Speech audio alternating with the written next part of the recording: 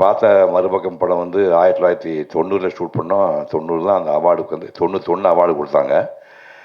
அந்த மேக்கப்பு சமாச்சாரம் பார்த்தீங்கன்னா, அந்த பல்லெல்லாம் வந்து இன்றைக்கி சாதாரண இப்போ ராதிகா பண்ணியிருக்கு இந்த படத்தில், தாய் கிழவியில் பண்ணியிருக்கு. இது 35 வருஷத்துக்கு அப்புறம் பண்ணியிருக்காங்க.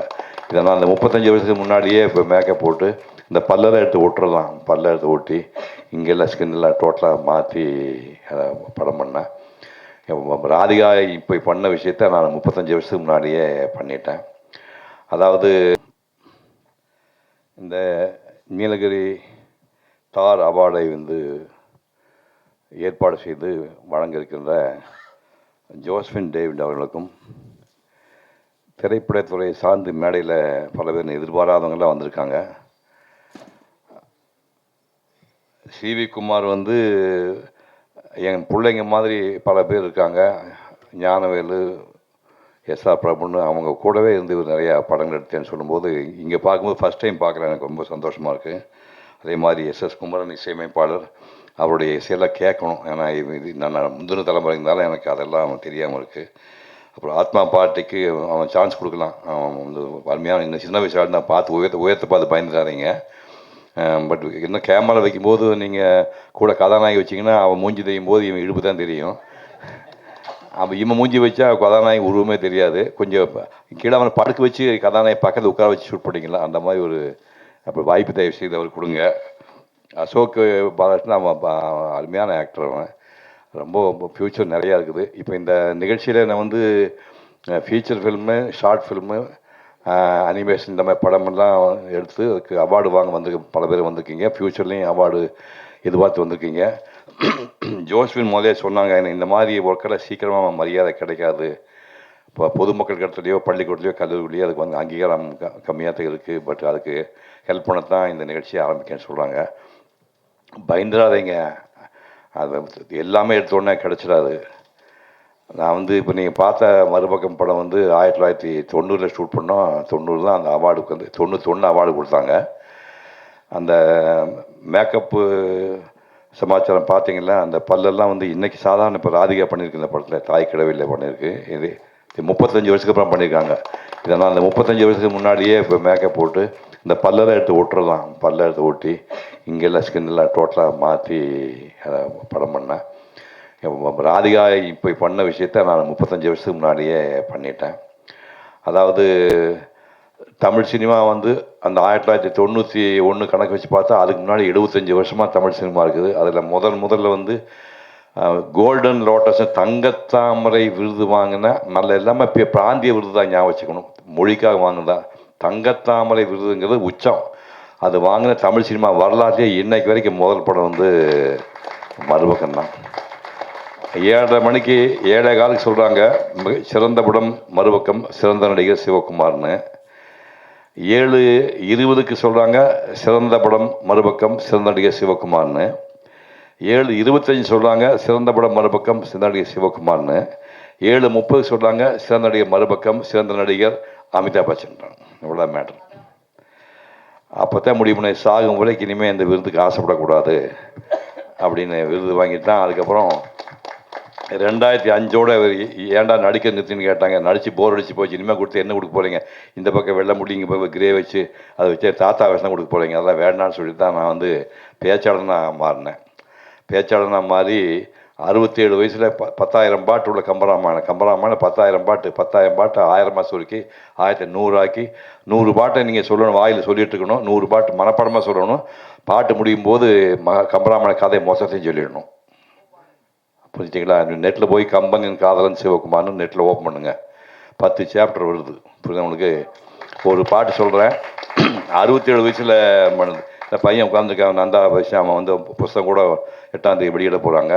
மாணிக்கம் அந்த படம் பார்த்தா ப்ரிவியூலே நான் பாராட்டி பேசினேன். சமுத்திரகனி பாராட்டினா, தம்பியும் பாராட்டி பேசினேன். அது ஒரு மிகச்சிறந்த படம், உலகளவுலேயே நிறைய அவார்டுகள் வாங்கின படம். அதை வந்து இப்போ சிந்து பைரவிக்கும் பருத்தி வேணும் கூக்கிற மாதிரி அது புத்தகமாக போடுறாரு. அந்த திரைக்கதை வாசனை மொத்தத்தையும் புத்தகமாக போட்டு 8ஆம் தேதி ரிலீஸ் பண்ணுறாரு. இவர் மகாபெரிய கலைஞர். அதாவது எல்லா படம் எடுக்கலாம், அந்த வாழ்க்கை சம்மந்தப்பட்டு நம்ம வாழ்க்கையை அடிப்படையை ஒட்டி அதை ஒட்டி படம் எடுக்கிறது பெரிய விஷயம். அது ஒரு மகத்தான படம். அந்த படம் எடுத்த மனுஷன் இங்கே வந்திருக்கான். இப்படி ஆரம்பித்து கம்பராமாயணம் வந்து 10,000 பாட்டு, 67 வயசு ஞாபகம் வச்சுக்கோங்க. இவங்க யார் 67 வயசு இருக்கீங்க? ஒருத்தங்க கிடையாது, எல்லாம் பொடி பசங்க தான் இருக்கீங்க. இங்கே கீழே 67 வயசாக இருக்குது. அதான் ஐயா உங்கள் வயசு உங்களுக்கு என்ன வயசு ஆகுது? 71. உட்காருங்க. உங்களுக்கு இன்னும் 2 வருஷம் 84. இப்போ நீங்கள் வந்து நாளைக்கு திருக்குறளை வந்து 3 வருஷம் ஆராய்ச்சி பண்ணி 4 மணி நேரம் 10,000 பேர் முன்னாடி நான் ஸ்டாப்பாக பேசியிருக்கிறேன். நீங்கள் உங்களுக்கு சான்ஸுக்கு ட்ரை பண்ணீங்களா? திருக்குறளை விழுது 4 மணி நேரம் 10,000 பேர் முன்னாடி பேப்பர் மனசுலாம் நீ பேசணும். ட்ரை பண்ணிங்கன்னா வயசு நான் 86 ஆயிடுச்சு, ஓகே தான். நான் 81 வயசில் 10,000 பேர் முன்னாடி பேசினேன். இப்போ எல்லாமே படித்த பசங்க தான். 2 பாட்டு சொல்கிறாரு, திருப்பி சொல்லி பாருங்க. யாராவது ஒருத்தர் சொல்லுங்கள். உண்மையிலே பாக்கெட்டில் காசு வச்சுருக்கேன், கொடுக்குறேன். வெய்யோனுடைய தன்மையனியின் விரிசோதியின் மறைய பொய்யோ எனும் இடையாளோடும் இளையானோடும் போனான் மையோ மரகதமோ மறிகடலோ மழைமுகிலோ ஐயோ இவன் வடிவென்பதோர் அழியா அழகுடையான். திருப்பி சொல்லுங்க யாராவது. திரும்ப 1000 கொடுக்குறேன். அதை விட எளிமையான பாட்டு சொல்ல, வல்லறக்கரின் மால்வரை போய் விழுந்து அல்லறக்கின் உருக்கடல் காட்டு அதற்கு கல்லறக்கும் கடுமை இல்லை நின் சில்லறை கொண்ட சேவடி போதென்றான். இது என்ன அர்த்தம் சொன்னாலும் 1000 கொடுக்குறேன். நந்தா பெரியசாமி சொல்றா தம்பி, வம்பு இருக்குங்க இல்லையா? சரி, இதெல்லாம் வந்து நான் பண்ணேன். அந்த மறுபக்கம் வந்து நான் கடைசி வினாடியில் அது போயிடுச்சு, அந்த அவார்டு வந்து போயிடுச்சு. நம்ம அதுக்குள்ளே போக வேண்டாம். அப்போ தான் இந்த அவார்டு வெற்றி பாராட்ட மறந்து தொழில் பண்ண ஆரம்பிச்சு தான் நான் இப்போ 81 வயதில் 2002 10,000 பேர் முன்னாடி திருக்குறளை ஒரே நிகழ்ச்சினேன். இப்போ அதை இப்போ நம்ம போட்டுட்டு இருக்க முடியாது. இப்போ நான் என்னோட ஒரே ஒரு விருப்பம் என்னென்னா, நீங்கள் யாருமே வருத்தப்படாதீங்க. நமக்கு என்ன இப்போ டாக்குமெண்ட்ரிங்கிறாங்க, டாக்குமெண்ட்ரி ஃபீச்சர் ஃபிலிமுக்கு கஷ்டம். நீங்கள் 5 லட்சம் ரூபா இப்போ சின்ன தொகை நினச்சிக்காதீங்க. சிவகுமாரோடைய முதல் படத்துக்கு என்ன காசு அப்படின்னு தெரியுமா? 3 லட்சம் ரூபா. அது அந்த ஃபிலிம் வந்து அப்போ அந்த கோடாக் ஃபிலிம் வந்து பிளாக் அண்ட் ஒயிட் வந்து 250 ரூபா. ஒரு ஃபிலிம் ரோல் வந்து 250 ரூபா. 1965 ஒரு ஃபிலிம் ரோல். ஒரு படம் எடுக்கிறதுக்கு மொத்த செலவு 3 லட்சம் ரூபா தான் ஆகும். கலர் படம்லாம் வந்ததுக்கப்புறம் வந்து சிவகுமார் 100வது படத்துக்கு என்ன காசு தெரியுமா? Negative issue. 100வது படத்துக்கு குமாருக்கு தெரியவருக்கு 100வது படத்துக்கு ஒரு படத்தை எழுத்து முடிப்புக்கான செலவு 9 லட்சம் ரூபா. இன்றைக்கி ஒரு மேக்கப் மேனுக்கு 10 லட்சம் கொடுத்தா தான் வரங்கிறான், இல்லை வரமாட்டேங்கிறான். எனக்கு சம்பளம் வந்து 100வது படத்துக்கு சம்பளம், 100வது படத்துக்கு சம்பளம் வந்து 25,000 ரூபா. அந்த 25 ரூபா சம்பளத்தை வாங்கி ஒரு பைசா கூட தொடாமல் அப்படியே வந்து எம்ஜிஆர் முதலமைச்சராக இருந்தார். அவர்கிட்ட அந்த பணத்தில் கையில் கொடுத்து ஆசீர்வாதம் பண்ண சொல்லி சிவகுமார் கல்வி அறக்கட்டளை அப்படின்னு 1979 26ஆம் தேதி ஸ்டார்ட் பண்ணி 25 வருடங்கள், அதாவது வந்து 25 ரூபாய்க்கு 1979 வட்டி எவ்வளோ தெரியுமா? ஒரு வருஷத்துக்கு 2250 ரூபா வட்டி வரும். அதை வந்து நான் பிரித்து தொடவே இல்லை கைசுக்கையில். 1000 முதல் பரிசு, 2வது 750, 3வது 500, அப்படி 3ஆக பிரித்து 1980 4 வருஷம் 1500, 1000, 750, 500. எனக்கு கேவலமாக தெரிஞ்சுப்பேன். நானாக கொஞ்சம் கையில் காசு போட்டு 3ஆவது வருஷத்துலேருந்து 1000 கொஞ்சம் இன்க்ரீஸ் பண்ணேன். அப்போ சிவகுமார் கல்விக்கோட 25வது ஆண்டு என் சுய சம்பாத்தியத்தில் 5 பைசா யார்ட்டு வாங்காமல் நானே 50,000 ரூபாய் தொகையை போட்டு 5 பேருக்கு 10 ரூபா பணம் கொடுத்தேன். அதுக்கப்புறம் சூர்யாவோட அகன் ஃபவுண்டேஷன் ஸ்டார்ட் ஆச்சு. அவங்ககிட்ட அதை ஹேண்ட் ஓவர் பண்ணிட்டேன். இப்போ வந்து 46வது வருஷம் சமயத்தில் பண்ணாங்க.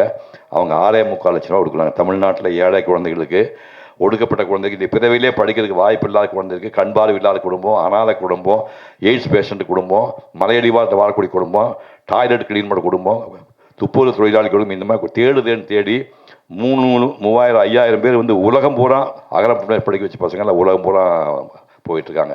அந்த மாதிரி படிப்பு விஷயத்தை அவங்க பண்ணிட்டுருக்காங்க. அதான் நீங்கள் வருத்தப்படுறாங்க. நான் என்னான்னு நடிகரில் ஈஸி இல்லை. ஏவிஎம் படத்தில் வந்து எனக்கு முதல் படம் சம்பளம் தெரியுமா? 1000 ரூபா. முதல் படத்துக்கு சம்பளம் வெறும் 1000 ரூபா.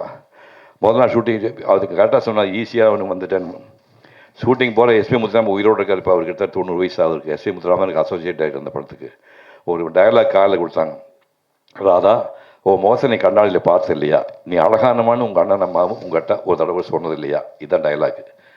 ஒரு பக்கம் பார்த்தேன் 3 வரி தான் இருக்குது. பேக் சைடு உடனே காணா.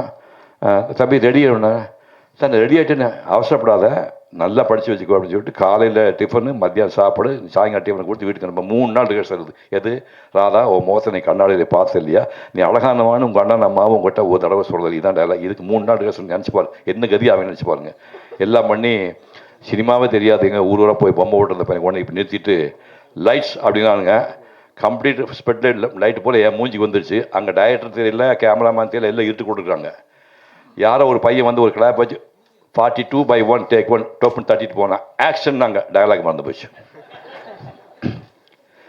மறந்து போச்சுமா, இருட்டாக இருக்குது. டைரக்டர் பயங்கரமாக அவரு விவமாக இருப்பான், பாட்டுக்கு மாதிரி 6 அடி 2 அவர் 6 அடி 3 திருலோசந்தர். அவர் ஆக்ஷன் அப்படின்னா டோட்டல் டயலாக் மறந்து போச்சு. ராதா, ஓ முகத்தை நீ கண்ணாடியில் பார்த்துலன்னு சொல்லணுமா, ராதா நீ ஓ முகத்தை கண்ணாடி பார்த்துன்னு சொன்னால் குழப்பம். டேக் 2 நாங்கள் முடிஞ்சு 3 தடவை எடுத்தாங்க. 3 தடவை கன்ஃபியூஸாக வரவே மாட்டேங்க, அழுதுட்டுருக்கு நான். அப்புறம் சார் நான் இந்த டயலாக் மட்டும் வர மாட்டேங்க சார், 3 நாள் ரிஹர்சல் பண்ணி கொண்டுட்டாங்க சார். நான் என் ட்ராமா டயலாக் சொல்கிறேன் சார். ராதா நீயா இப்படி செய்தாய், காலமெல்லாம் உனக்காக காத்திருப்பேன் என்று சொல்ல கனவாக்கி விட்டாயே பண்ணி, சிரித்து சிரித்து என் சிந்தையை மகிழ்த்த செம்மலே ஊர் சிரித்து உரையாட ஏன் ஒப்புக்கொண்டாய், நீ அழைக்கு தான் நான் என் ட்ராமாவில் போய் டயலாக் பேசி அந்த ஓகே பண்ணேன். அப்படியெல்லாம் துன்பப்பட்டு தான் நாங்கள் வந்திருக்கோம். சிவகுமார் டக்குன்னு வேந்து உட்காந்தான்னு நினச்சிக்காதீங்க. 1000 ட்ராமா இந்தியா பூராமல் 1000 ட்ராமா, மேஜஸ்டர் போய் கல்கட்டா தவிர போய் 1000 ட்ராமா போட்டு நடிப்பை வளர்த்துட்டேன். சும்மா நடிப்புலாம் வந்து சீமந்த காயின்லாம் நடிப்பு வந்துடாது. புரியுது நம்மளுக்கு. உலகப்போல் இனிமேல் எம்ஜிஆர் மாதிரி ஒரு நடிகன் இந்த மண்ணில் பிறக்க முடியாது. ஒரு நடிகன் 4ஆம் கிளாஸ் படித்த நடிகன் 4 ஆண்டு போனார். இன்னொரு எம்ஜிஆர் பிறக்க முடியாது. உலகத்திலேயே சிவாஜி மாதிரி வேஷம் போட்டாலும் இனிமேல் பார்க்கவே உலகத்திலேயே பெரிய நடிகன். அவங்க எல்லாம் நமக்கு முன்னாடி வாழ்ந்துட்டு பெரிய சாதனை பண்ணிட்டு, எம்ஜிஆர் 71 வயசுலேயும் சிவாஜி அவருடைய 72 வயசுலேயும் போயிட்டாங்க. இந்த பொடி பையன் 84 முடிஞ்சு 85 வாழ்ந்துட்டுருக்குறேன். புரியுது உனக்கு. இது பெரிய சாதனை இல்லை, இதில் சாதனை இல்லை. கடைசி மூச்சு வரைக்கும் நீ வாழ்க்கையில் ஏதாவது பண்ணணும், ஏதோ பண்ணணும் முடியும் ஆர்வத்தில் இருக்கிறதுனால எடுத்த உடனே உங்களுக்கு எல்லாம் வெற்றி வேணும்னு எதிர்பார்க்காதீங்க. இன்றைக்கி விருது வாங்குகின்ற ஒரு ஃபீச்சர் ஃபில்முக்கோ ஒரு ஃபீச்சர் ஃபில்முக்கோ டாக்குமெண்ட்ரிக்கோ ஷார்ட் ஃபிலிமுக்கோ அவார்டு வாங்குகிற எல்லாருக்கும் வாழ்த்து சொல்கிறேன். ஃப்யூச்சரில் எடுக்க போகிறவங்களுக்கு வாழ்த்து சொல்கிறேன். இந்த நிகழ்ச்சியில் உங்களை நான் சந்திக்கிற வாய்ப்பு கொடுத்ததுக்கு நன்றி தெரிவித்து விடைபெறுகிறேன். வணக்கம். Thank you sir. சார் ஒரே ஒரு கேள்வி, எப்படி சார் இன்னும் இவ்வளோ இளமையாக இருக்கீங்க? ஏன்டா சின்ன பையன் எங்கே தான்டா இருப்பாங்க, உங்களுக்கு என்ன பிரச்சனை இல்லை? இந்த கேள்வி நான்லாம் கேட்கல. உங்களுக்கு என்ன பிரச்சனை? உங்களுக்கு இந்த சின்ன பையன் எங்கே தான் இருப்பான், அது என்ன உங்களுக்கு பிரச்சனை? உங்களுக்கு வயசானா 80 வயசான கிழவனா தெரியுமா? அவர் 67 வயசு பின்னாடி பார்க்குறது 84 வயசு அவரு வயசாக தெரியும். நான் சின்ன பையன் தான்டா, எனக்கு என்ன பிரச்சனை உங்களுக்கு? ஐயோ போங்கடா. லைட்டாக பொறாமையாக இருக்குது. பட்